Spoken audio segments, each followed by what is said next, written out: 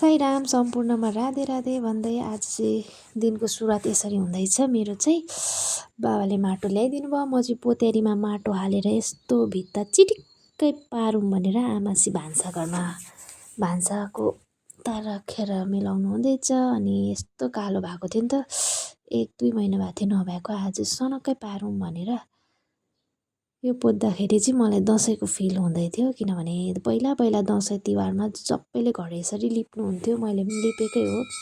अनि मलाई सघाउने चाहिँ मेरो बुवा हुनुहुन्थ्यो। बुवाले माटो ल्याएर मैले चाहिँ लिपेको। अनि म चाहिँ जाँदैछु लु चुला पोतिसकेर गोबर लिनु, गोबरले चाहिँ भुइँ लिपौँ भनेर। भुइँ पनि पोत्न पाएँ, ठिक्कै भइहाल्थ्यो। यो चाहिँ हाम्रो लक्ष्मी।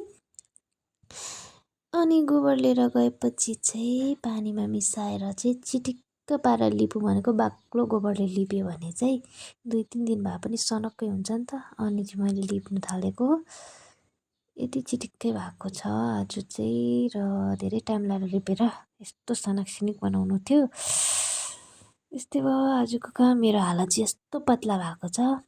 सबै लिप्ने हुँदा सबै माटो आफ्नै जिउभरि छ हो। अनि चाहिँ यति चिटिक्कै पारेँ। आमाले गुन्द्रुक साध्नु हुँदैछ, भित्र लिपेर पनि चिटिक्कै भइरहेको छ आजको काम। यो चाहिँ हाम्रो तोलुङ मोही पार्ने, यसलाई के भन्नुहुन्छ, हाम्रो चाहिँ ओख्ली भन्नुहुन्छ, पिठो कुट्ने। यो चाहिँ हो जाँतो। Thank you for watching.